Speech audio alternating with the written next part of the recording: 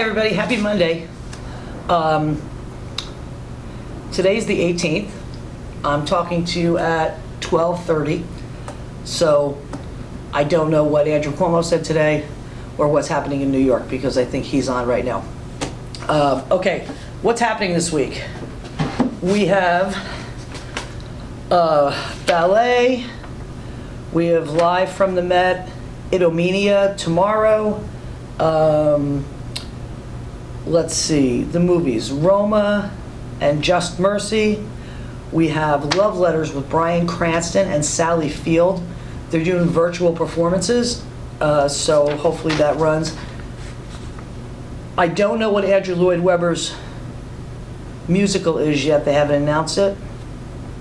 I have a interview from the 92nd Street Y with Justice Ginsburg, Vienna Boys Choir, and some other stuff. Phil Silvers I have in, and a few other things. Some people have asked me for the Netflix series Unorthodox, which by the way is very good. That will be on next week, and I'm doing it 4 days in a row. They're only an hour episodes, hour-long episodes, excuse me. So I think it's Monday through Thursday or Tuesday through Friday. I don't remember right now. I don't have next week's schedule completely done yet. I'm working on it. All right, let's start with the good news.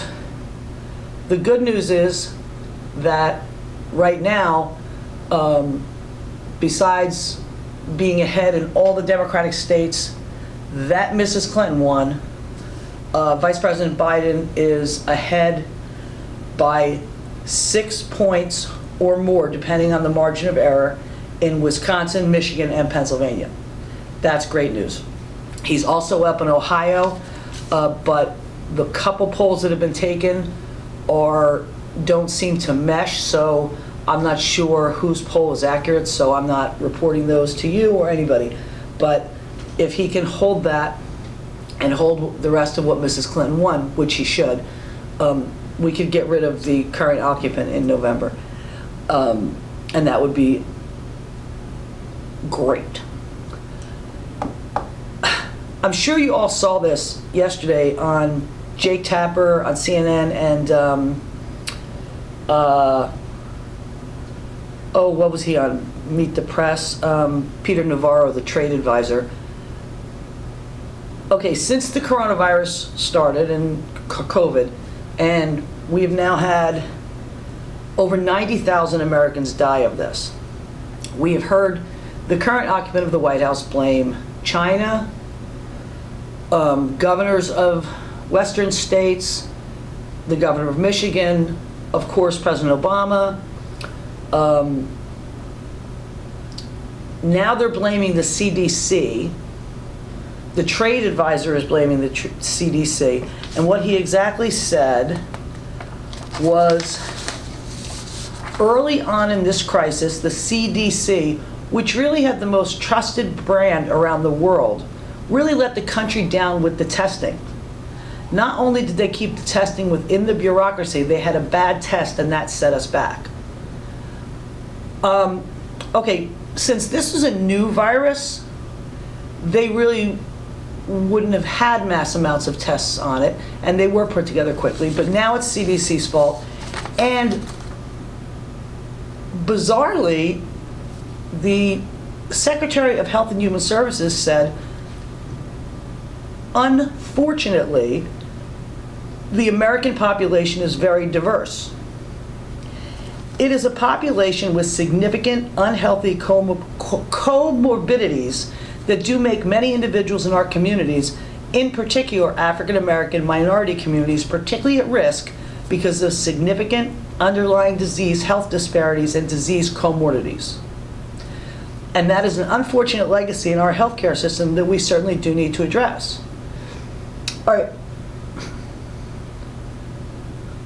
These are the very same people who have been systematically tearing down the Affordable Health Care Act, which would give minorities and lower income people access to health care. So you're basically blaming the victim. And who says, unfortunately, the American population is very diverse? That's always been our strength. And we do know that lower income and minorities are most likely to not have health care.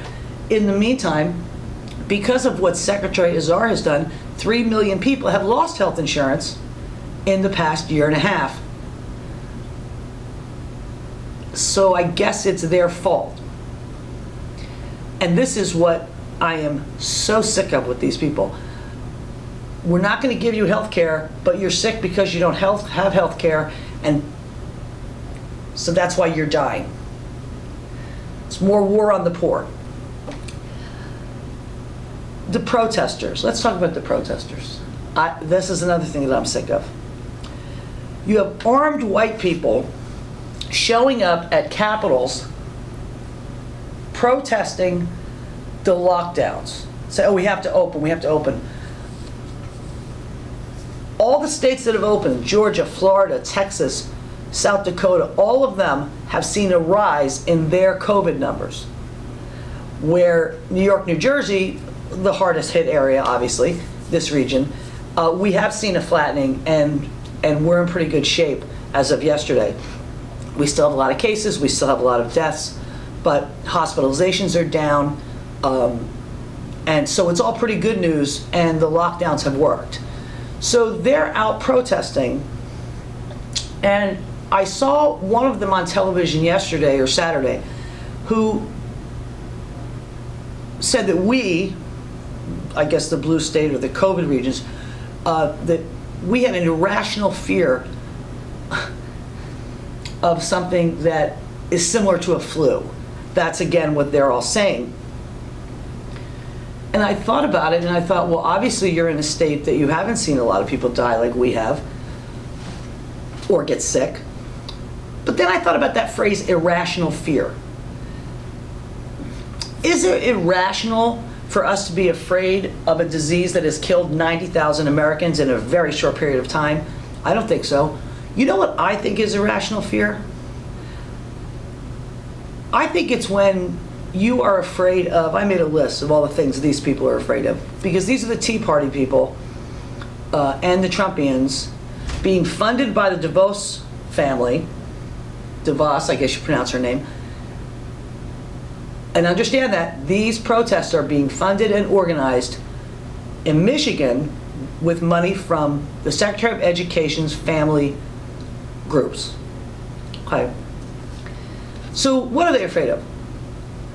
It's irrational to me for these people to be afraid of gay people, black people, Hispanics, transgendered people using a bathroom. They're afraid of Asians, Muslims, I mean immigrants in general. They're afraid of people being able to vote. Those are irrational fears, not us being afraid of a deadly disease. So next time you see them, just laugh on TV. You know, they're afraid of, you know, going to hell. They're afraid of anybody with a different religion. They're afraid of women controlling their own bodies. All those things are irrational, not being afraid of a deadly disease, and it's ridiculous. Now, what I really want to talk about today, though, is because we're now soon to be in the real election cycle. And one of the things that the current occupant campaigned on, if you remember, one of his big rallying cries was, "Drain the swamp." And I don't have time today to go through every single federal department, but I picked a handful of them to talk about, and I'll do more of them next week. There's been no swamp draining.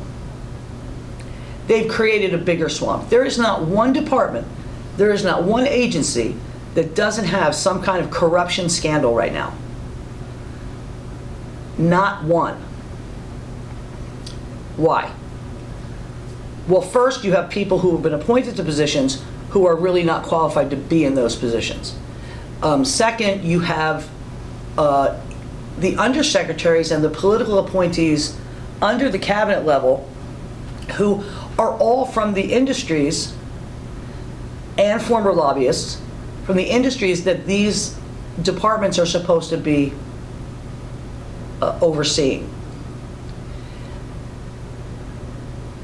There is a complete lack of ethics, there is a complete lack of professionalism or expertise in most departments of our government right now.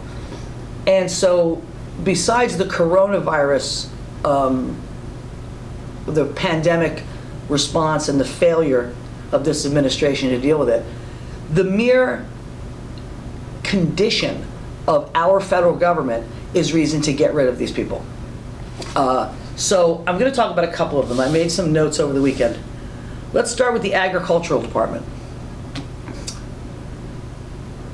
The Secretary of Agriculture is Sonny Perdue, who was the governor of Georgia, who had numerous corruption complaints and investigations against him when he was governor, but they made him head of agriculture. They are taking 3 million people off food stamps. They have loosened environmental health and safety regulations and completely dismissed any concern about climate change. Now, with no oversight, they distributed more than $28 billion in emergency relief to farmers injured by the trade war with China. That money has been disproportionately given to multinational agribusiness companies, not to small family farmers. For example, $62 million went to one of the world's largest meat processors, JBS. Now, who is JBS? That is a company owned by two billionaire brothers who have both served prison time for corruption in Brazil. They got $62 million of our money. When the Midwestern dairy and corn farmers complained to the department about how money was being allocated because the small farms weren't getting nearly what they needed, the Secretary of Agriculture said, in America, the big get bigger and the small get out. That was his answer to our family farmers. They have allowed farmers to use previously forbidden chemical pesticides and fertilizers which contaminate local waterways. They have stopped enforcement of the Clean Water Act. If you look at their political appointees in the Department of Agriculture, Politico did this reporting. They looked at 42 resumes of political appointees within the Department of Agriculture. 22 had worked on the Trump campaign. What did others do? These people who had worked on the Trump campaign, a long-haul truck driver, a clerk from AT&T, a meter reader for a gas company, a country club cabana attendant, I'm not making that up, the owner of a scented candle company, a Republican National Committee intern, and a former Washington State senator who's put on his resume that he was the first elected official to endorse Trump for president. Now, the truck driver is being paid about $80,000 a year at the department's Foreign Agricultural Service. And he has absolutely no experience developing international markets, but he did say he had experience hauling and shipping agricultural commodities. He was a worker on the Trump campaign. That's why nothing's getting done. None of these people are qualified for these jobs. Okay, let's go to commerce. That's my favorite. Wilbur Ross. Wilbur Ross has been called by Forbes magazine one of the biggest grifters in American history.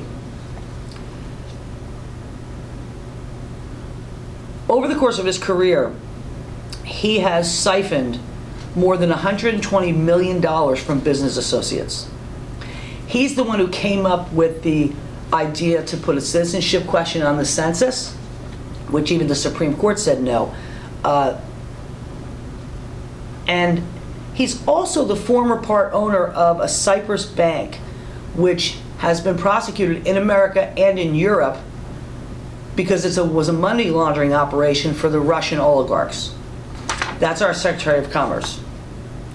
Besides a lot of other things he's done, he eliminated a committee of 15 scientists who were helping local officials understand climate change, and shut down the chief economist's office in the Department of Commerce because they were doing studies about natural disasters and the economic consequences of those. So that's good. Education. Betsy DeVos.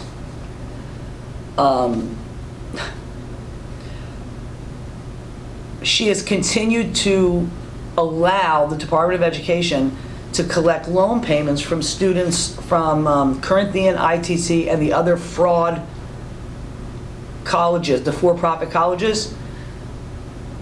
She's allowed them to keep collecting money on loans that should have been forgiven. All of the key jobs have been filled with ex-lobbyists and executives of for-profit colleges. Her brother, I don't know if you know this, her brother Eric Prince is the founder and head of Blackwater, which they renamed, and they're still getting money. Her father-in-law founded Amway.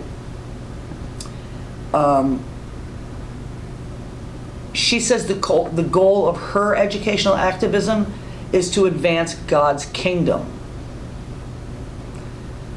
Shouldn't the Department of Education's goal be to educate children in America? I think so.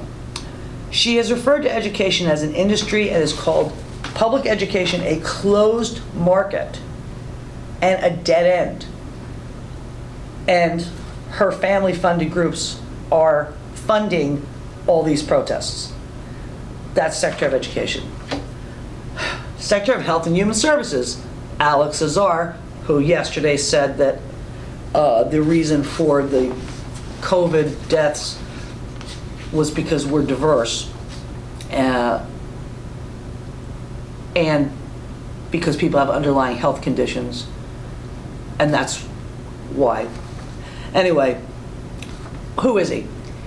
He was a pharmaceutical lobbyist, and he had been president of the drug company Eli Lilly.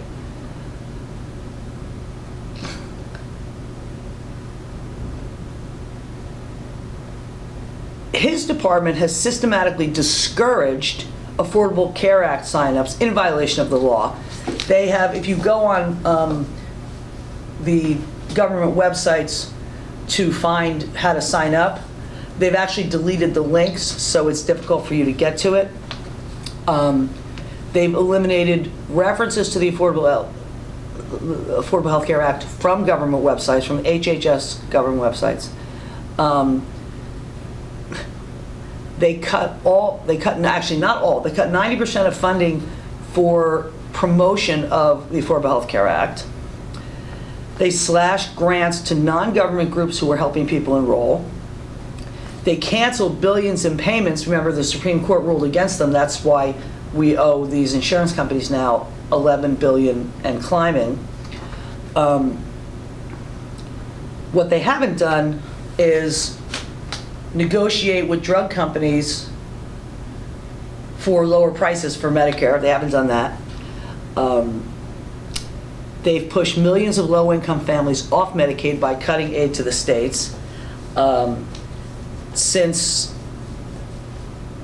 they took office, nearly 3 million people have lost health insurance. Actually, that's the last year and a half. It's more than that, but 3 million in a year and a half.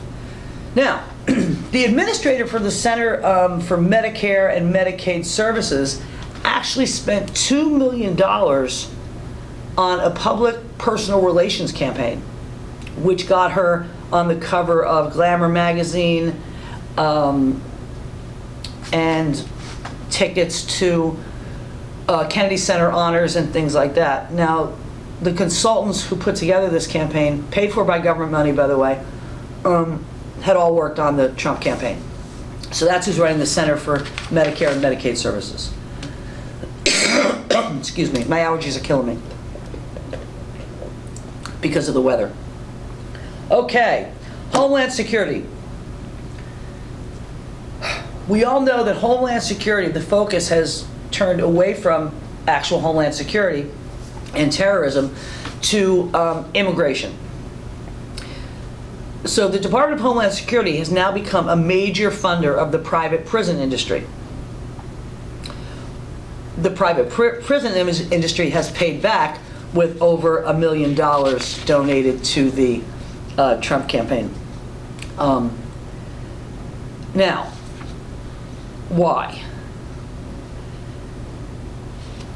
State and local corrections departments and sheriff's offices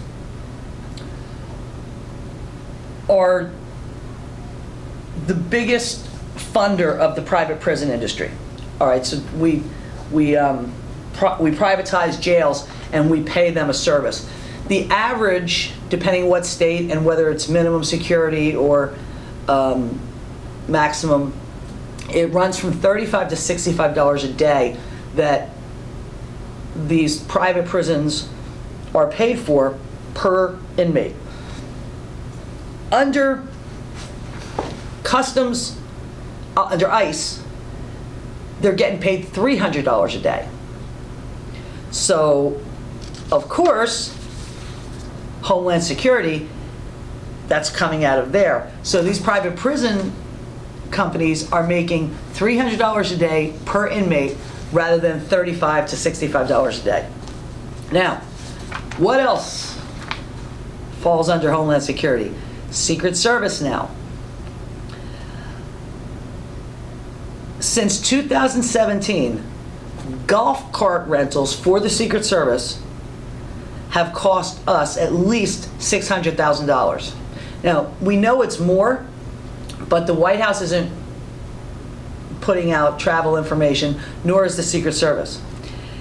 In early 2017, we spent $13.6 million on 4 trips to Florida for Trump and his family. That's about $3.5 million per trip. He's made 22 more trips since then, which means that it's at least $28 million and at least $75 million for the government in general. The Secret Service actually asked for $60 million more dollars for their budget simply to handle Trump's travel. Now, if we put that in retrospect, or put that in 8 years of his administration, President Obama's total cost was $97 million for travel. Now that's Secret Service, that's in 8 years.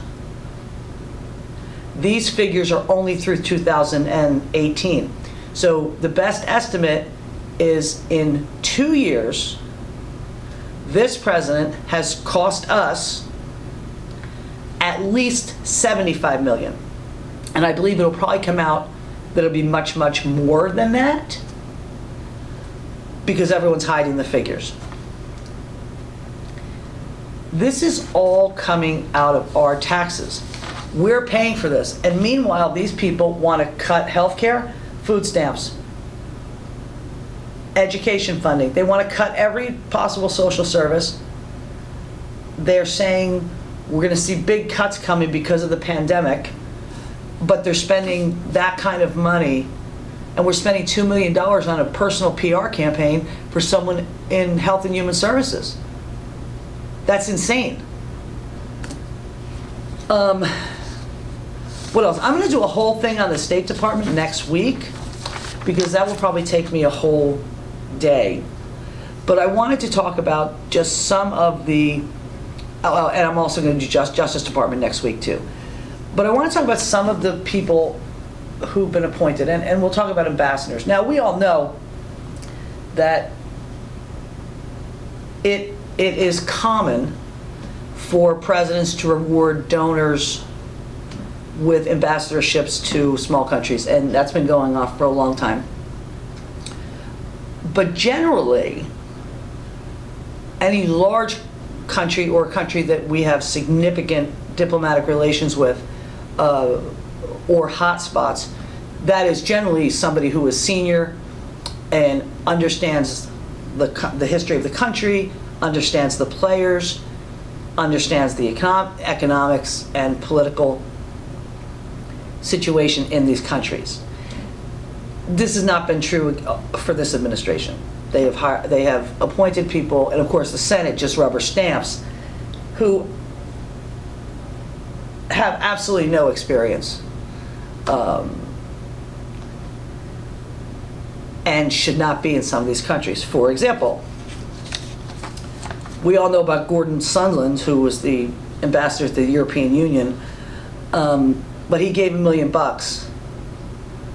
Now, with Brexit, you suddenly realize the European Union is important. Not to these people, it's not. Morocco, David Fisher. He is the owner of car dealerships in Michigan, but he contributed $250,000 to the Trump inauguration committee. Iceland, Jeffrey Rose Gunter. He's a dermatologist, now ambassador. United Arab Emirates, John Rakolta. He's a construction company heir. United Arab Emirates is somewhat important because of where it is. But he gave a lot of money to the Republicans, so he gets the job. I'm having a hard time reading this. I didn't print it big enough. Linda Blanchard, Slovenia. Not much going on there, but still. She's the founder of an evangelical charity and wife of an Alabama real estate magnate who gave a lot of money to the Republican Party. South Africa, Lana Marks. She's a fashion designer and a member of the Mar-a-Lago Club. Joe Celia, Fiji Islands. He's the founder of the National Catholic Prayer Breakfast.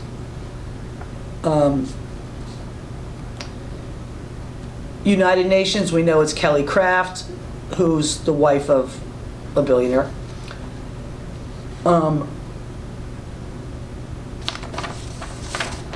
I can't read that. Britain, here's my favorite. Woody Johnson, New York Jets owner and Johnson & Johnson heir. What does he know about England? Trevor Trainer in Austria. He's the Dow Chemical heir and a tech entrepreneur. Adrian Zuckerman in Romania, real estate lawyer and member of the Bedminster Golf Club. Carla Sands in Denmark. She was a chiropractor who then became an actress. She was on the soap opera Bold and Beautiful. So she should definitely be an ambassador. Jamie McCourt is the French ambassador. Who's that? He used to own the Dodgers. This is who they've appointed. And the list is bigger and it's worse. But I really like the chiropractor turned actress. I mean, was she friends of Melania's? I have no idea. But if you go down the list of not just ambassadors, but political appointees within the departments, it's all unqualified people like this. And that's what's wrong with government right now. That's what's wrong with this government. It is incompetence. Now, the reason it's going to take me a good part of next week to talk about state injustice is because the problem with state injustice is larger than just incompetence. The problem with state injustice is actually a lack of bodies in there. So you have desks that have now been empty for 3 years, and which stops prosecutions. And we wouldn't have a New York or New Jersey U.S. attorney for either state. They haven't appointed one. Why? Because they don't want them investigating the Trumps. So they just haven't appointed anybody. And remember, they forced all the U.S. attorneys to quit, all the Obama appointees, and then they didn't replace them. Now, these people also constantly talk about, the Republicans talk about Robert Menendez, our senator, who was acquitted. Well, actually, it was a hung jury. The reason that prosecution didn't continue, and the reason that he wasn't prosecuted for the other things that they had lined up, is because there's been no U.S. attorney to follow up. So, to me, that would be your fault, not the Democrats' fault. They took Paul Fishman out in the middle of it, and they never replaced him. So, that'd be a great PR campaign for you if you could have actually convicted a Democratic senator, but you can't convict anybody if there's nobody in the job. So that's a problem. The State Department, there are so many desks empty that if we had a crisis in some places, there is nobody there who even has background. So a lot of the intelligence and diplomacy is actually being handled by political appointees on the ground who aren't qualified, and by the CIA. Because the CIA's desks are full. It's a different thing, but that's where intelligence is coming from. And more than intelligence, that's where advice is coming from concerning those countries that have some kind of crisis going on. It's all coming from the CIA rather than from diplomats. I'm not comfortable with that, and nobody should be. But if you haven't appointed people or hired people who have expertise in the area, or haven't hired at all, that's your only source of information. And that's what's happened. So you have the military and CIA, I forgot about the military and the CIA advising the President, the Secretary of State, and others on international situations with no diplomats in the middle. And that's not good. And we're going to talk more about that next week. Stay inside, stay safe, wear your mask, wash your hands. We miss you. We are so glad to see you last Wednesday at the parade. We're doing another parade, not this week, but next week. So everybody be at your windows, and we'll let you know what time. I think it's Wednesday, again, the 27th. Yeah, today's the 18th. The 27th, it'll probably be 1 o'clock again. So if you don't feel well, if there's anything wrong, please call us. If there's anything you want me to run or not run, or, did I mention? I did. The Netflix series Unorthodox, I'm running that next week. I forget. If I don't write it down, then I forget if I said it. So that's it. Have a great day, and I will see you soon. Bye.